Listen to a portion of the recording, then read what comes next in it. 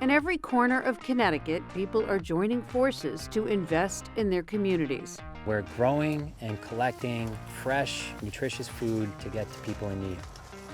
Who's this bike going to, Ryan? Hartford didn't have a bike shop, which is ridiculous for a city this size.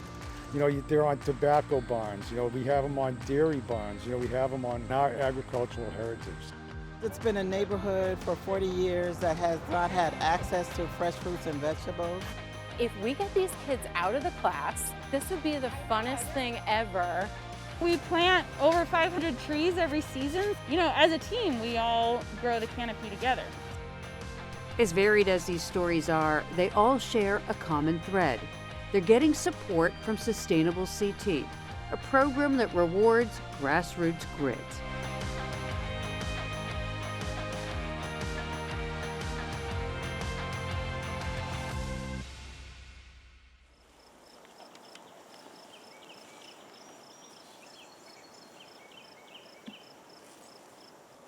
Potatoes, the most fun. Carrots and potatoes, pulling them out.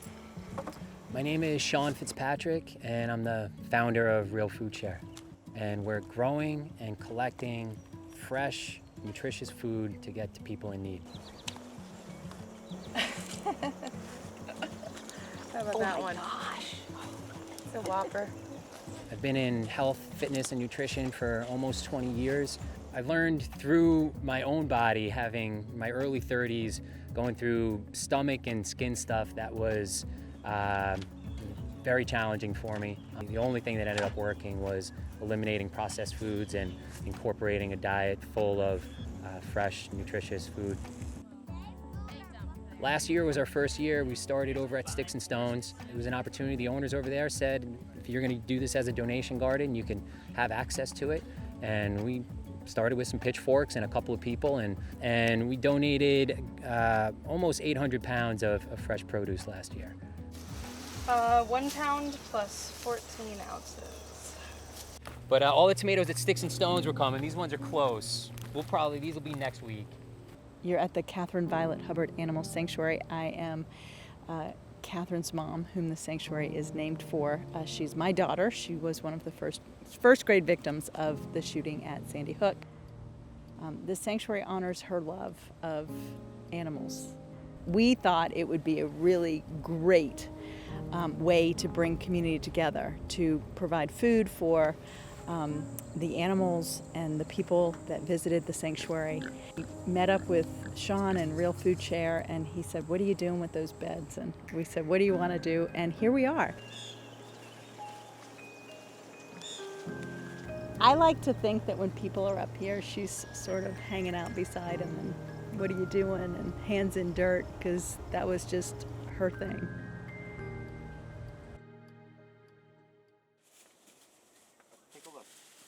I did check on the tomatoes. You did? I got a couple, but not very many. Came across a really amazing opportunity with Sustainable CT that had this, it was a match fund grant. We were able to create the stipends for the interns. I love planting. I feel like that's so fun to put the new things in the ground. Hey, Sean. Yep. 3 pounds, 14 ounces for Seymour string beans. So the amount of food that we're pulling out of here every single week is amazing. And it's increasing week by week as we get some of the heavier and bigger items. It is kind of time consuming to pick them though. We decided to do this before the virus hit. So when we realized how many people really needed the food, that was just, it was amazing that we could do this. Tuesday's a big day for us. Tuesday morning we start. It's our local pantry, Faith. Lee and her crew, the volunteers down there, do such an amazing job taking care of Newtown community members that need it. Potatoes look wonderful. Oh. Yeah, those are fun. Oh, this is amazing, because now the people can get fresh veggies instead of canned. So we're thrilled with this. We'll attend the Newtown Farmers Market today at Fairfield Hills. If anybody needs food, you can just come and take a basket of food. Yeah, no questions asked. This this you guys can take, and you can take all these toms. We had our friend Quincy, and they donate at the end of the market any leftover squash, cucumbers that they have each week, a couple 100 pounds. We pick tomorrow morning again for the new day, so this stuff is just extra. In the course of today and tomorrow, we'll have 5 different pantries that we brought multiple coolers of food to. It's a wonderful thing he's doing. And it makes us happy because our clients are happy.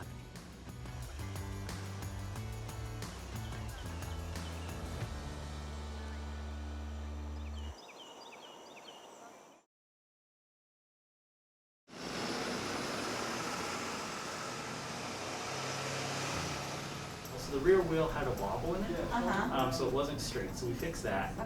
Hartford didn't have a bike shop, which is ridiculous for a city this size with how many people ride bikes. So the need for a bike shop was one of the needs we were trying to fill. The number of people that have been coming in and looking for bikes has been really exciting. We want to stand for people getting access to a high quality used bike, but we want to make sure that it's a bike that people can use and can use for a long time without having to worry about it breaking down on them.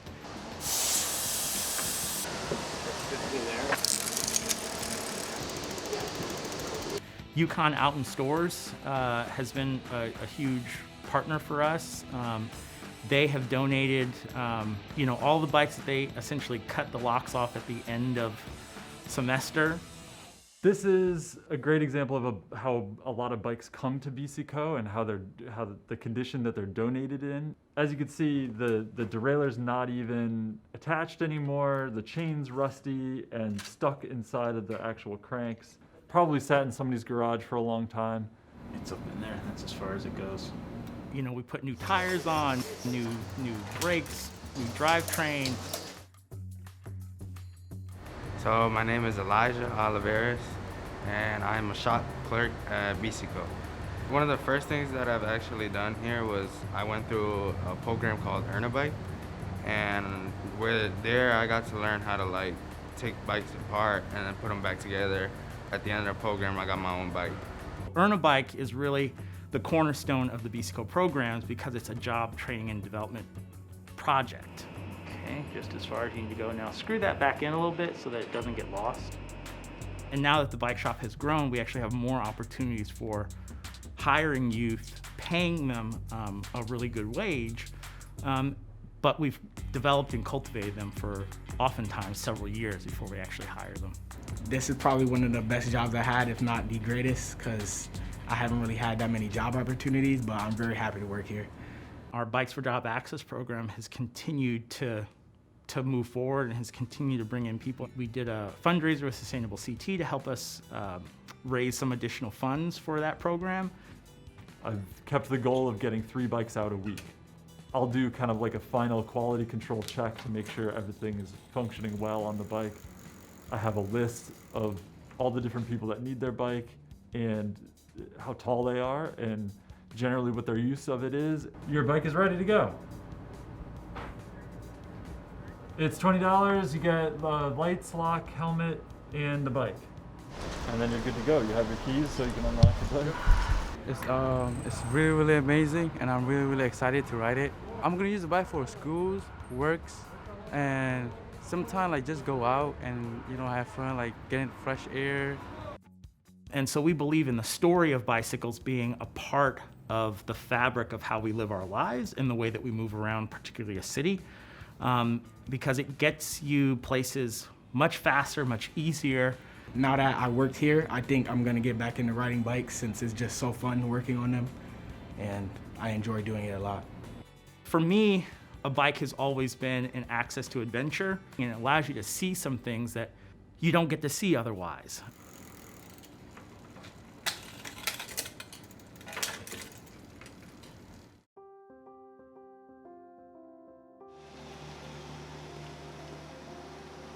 This is our tree yard. So this is all the trees that will go out into the streets of New Haven this summer and fall.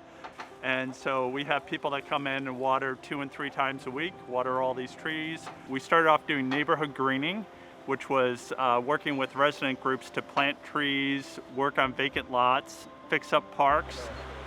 It's okay. Just keep on going the way you're going. I am the Green Skills Program Manager at the Urban Resources Initiative. We usually plant around just over 200 trees every spring and around 300 trees every fall. So we've got 2 trees for you today. We've got the English oak, which is going in the yard, and then the Persian Perodia is going in front. Perfect. Right, so the residents, the deal that they get is they get a free street tree planted by our awesome crew, and they commit to watering the tree for the first 3 years. In a really hot spell, you can't water too much, so if you do it twice a week, you know, your trees will be happy. Yeah. But we don't want the branches to get messed up, so we have to take those off now and let the trees open up. Yep. Okay. So often the volunteers where we would be planting and doing community outreach would say, we love planting the trees and this is great, but you know, our community also needs jobs. We started the Green Skills, our green job program, in 2007, and we initially started with high school students, with young people, to provide them a first job and to learn about the environment and be mentored by Yale students. And then we expanded in 2010 to also include adults, particularly those who have had barriers to employment. You know what I'm saying? It's all about second chance, you know what I'm saying? Like, if you don't give a person a second chance, how are you gonna know what they can do? Okay, now I'm standing straight up. Right there. Break with the brick at. I always tell people that Emerge got me where I am today in my life, right here. We have been a partner with Emerge since 2010. That does it, right, Reese? You never tried that, but it makes sense. We're a general home improvement contractor certified with the state of Connecticut. The only difference between us and most contractors is that everybody that we hire is returning home to the New Haven community from incarceration. We're able to offer part-time employment up to 24 hours a week in construction, landscaping, property maintenance, and we provide a lot of skill set training around those activities, which is what you're seeing here today. Since this spins, you want to get a center as close as possible. So we were using a lathe to be able to turn a handle from a rectangular block of wood into something that fits comfortably into your hand. You know, you put your sandpaper on there, get it to how you want it. This is a really interesting project that we're involved in with Swords to Plowshares, headed up by a retired bishop, Jim Curry. He got involved in a gun buyback program from New Haven. Those guns, once they are destroyed by the police department, they are released to him. Then he starts to cut them up and forge them into gardening tools. This hole right here is basically what was the barrel of a gun. But regardless, give yourself some guidelines. It helps guys out a lot. You know, get stable, learn how to do work, learn just as anything as simple as an application.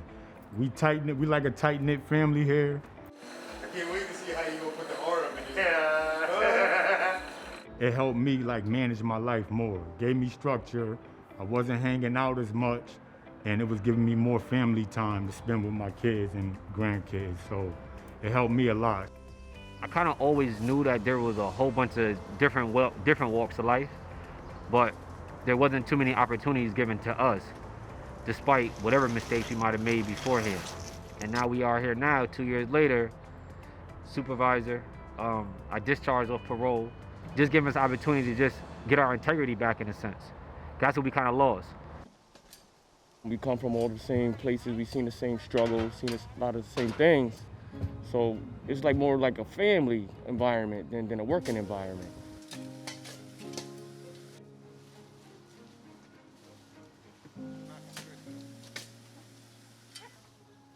My granddaughter already saw me playing a tree.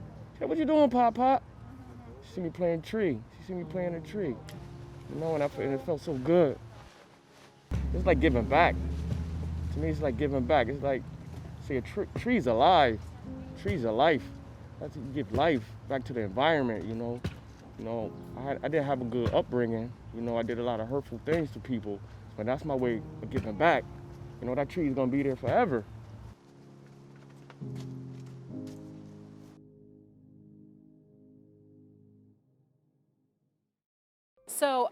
how boring is it to be in school and have to just sit in the classroom every day for 180 days? I was like, this would be the funnest thing ever to build an outdoor classroom, already have the gardens, and just branch off of that. I just basically worked with the teachers. These are the ideas that I have. This is what I want to do. We can do garlic. Ooh. We could do lettuce. We could do all the cold weather plants. Okay. And then the kids can take care of it until about November. Now we go in, we build everything, we fix everything if they already have it, and then we started just going in, starting planting with the kids, the seeds, with the compost that we make out of our yard waste barrels, and we make it down at our transfer station. So it all ties in to the city where they live. You could put the peppers in this garden over here. I'm just a girl that works in public works, and I was just like, let me in, let me do this stuff. And it's all about the kids. So my name is Miss Irvin. I'm going to be the new principal here at Edgewood School. Lindsay's going to talk a little bit about what your jobs are going to be today. So we'll make some watermelon. There's eggplant, cucumbers, and zucchini. And then we need to be able to open up the roots so that they can grow. So do you want to open up the roots? I smell the raspberry. All right. We positioned the outdoor classroom kitty corner so the kids can sit on the grass or the pavement. Public Works is in almost every building, every school building across the district. I mean, I was dumbfounded with how much she has really kind of embedded herself and the Public Works Department into the school system. They're such a huge resource for us. They're in doing professional learning for our staff. They're in doing extra activities with the kids. They used rosemary from our garden to create cleaner with our 5th graders. If we don't teach the kids how to recycle, they're not going to recycle properly when they're older if their parents don't know. If they don't garden now, they're not going to garden when they get older. It was fun because I got to see how it would grow, and I got to be outside, which I can enjoy the fresh breeze and air. I liked that we get to plant gardens and watch them grow because I love having a garden at home. It was a lot of fun to water and plant all of them, so I'm excited that our whole school gets to witness what it's like. You can see the cloves. And this is what you'd put in your food. The garlic cloves? Smell it. Smell it. Does it smell like garlic? Now, for the outdoor classroom, I had to do crowdfunding. So we did it through Sustainable CT, and we ended up with $15,000. So that's when we were able to do the better roof, metal roof. We were able to do the gutters to attach onto the rain barrel, and we're able to do like a fancier chalkboard, get them chalk erasers. This is my new baby. I love this. And then here you have your entire chalkboard that you can learn off of. We love to take the kids outside even just to sit and read, so being able to have something that they can interact and do outside while still learning, I think it's a great opportunity.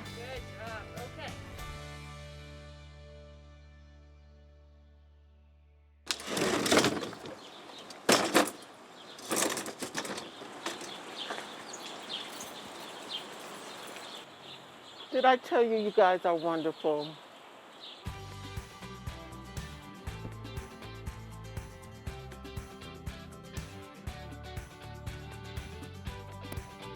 I don't like those. Get rid of them.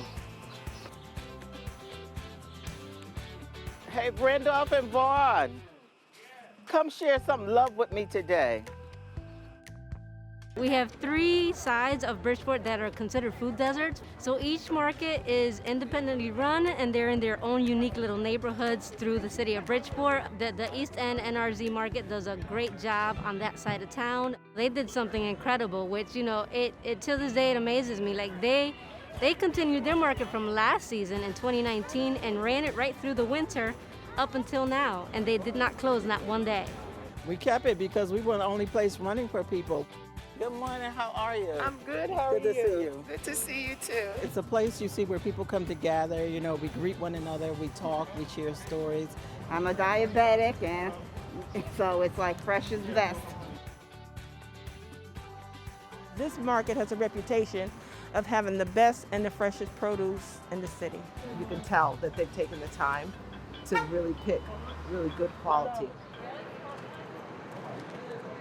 We leave Bridgeport roughly around 4 o'clock. We arrive here between 5 and 5:15, and we shop for the freshest, best price produce that we can find in Connecticut. Good. So what do you have this week? I got yellow green squash, pickles, cukes, cabbage, some peaches. Are they sweet? Yeah, our peaches are the best. So when you see me talking to the farmers now, so I actually get them to explain things to me so that I'll be able to explain things to our customers. That's a Hungarian wax. Hungarian wax. Yeah. So the market has really been a journey for us. It's really a journey of love, and it's also it's exciting for us to introduce new produce to our customers that we have that come there. Thank you. We'll see you next week. All right. Take care. Yeah, everything's locally grown. She has lived in this community all of her life, and she wants nothing better but to improve it. We need to bring vitality and jobs back to the area, and they're doing that. We call them the Debras. They're forces of nature, and when they speak, people listen. We in Bridgeport are so lucky to have them. We try to keep the market pretty, and we try to keep it bright. If all storekeepers and all shops start to do some of those things, then collectively each block can begin to have some big impact on Stratford Avenue, and that's what we're trying to do.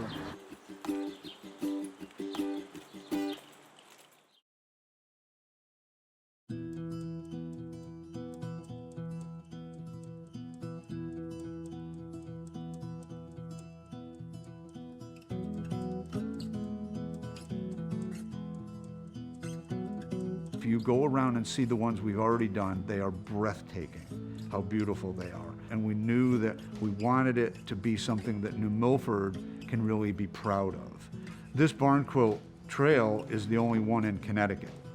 I got involved, in about 2016 when the mayor at the time, who was a quilter herself, and the one who started this whole process, asked me to take it over, along with Sue Bailey. We actually had people approach us, and a couple people did their own. It's popular out in the Midwest. And we went around and selected with the Trust for Historic Preservation the most beautiful of the barns. And then a couple of artists agreed to help us do the designs pro bono. Okay, this is the back room, and right now it is the barn quilt factory. We have several barn quilts in progress. This one is an image from an actual quilt at the Historical Society. So on these ones over here, where we left off, it needs its pillowing. They give me a photograph of a picture of a real quilt. And you're like, how am I gonna turn this into a mural that's 8 foot square? So I grid it and I interpret it based on the design. Now over here, we have the Corn Star quilt. This is going up on Sunny Valley Preserve. But it's something that you can do a little bit digital, but the reality is you need to sit there with a chalk line and a ruler and have a second set of eyes like Abby, and I don't know if that's right. So anything else you need touch-ups? This one's almost done, unfortunately. Well, we are using a very high quality exterior latex paint. Everything is 3 or 4 coats of paint, some 5 coats of paint. Some of the lighter colors, the yellows, you have to put layers in order to cover. So this color yellow is the second coat I did, where I used the lighter like pastel yellow first, and it still kind of showed through. These are PVC boards, and it's a 3/4 inch plexiglass plastic board, and layout and painting probably 20 to 30 hours each. This is a fun project.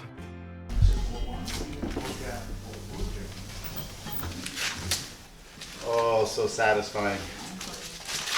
That's what I'm saying. I'm excited to see them on the barns because they look big in here, but they may be dwarfed in comparison to the size of some of the barns they're going on. The quilt blocks were hung by the men who work in facilities from our Department of Public Works. So this is a little bit different than our day-to-day, regular grind, so it's a little bit of a neat thing to take over.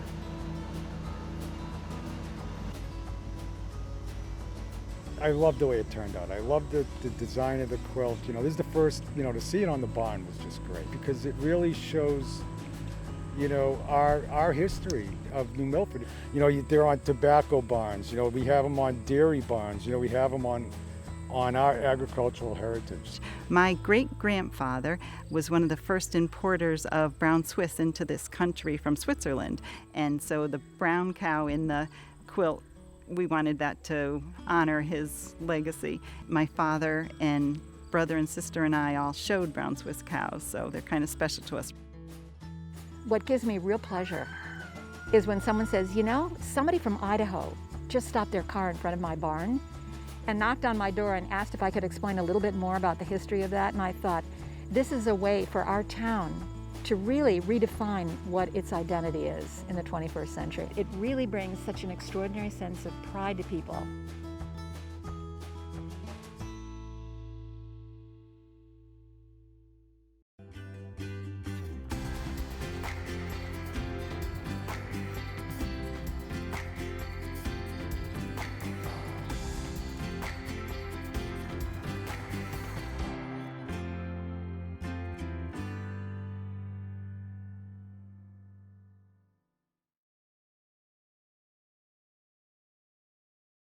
Find out how to make a difference in your community at sustainablect.org, administered by the Institute for Sustainable Energy at Eastern Connecticut State University. Support for this program was provided by the Emily Hall Tremaine Foundation, the Avangrid Foundation, and the Tomcat Foundation.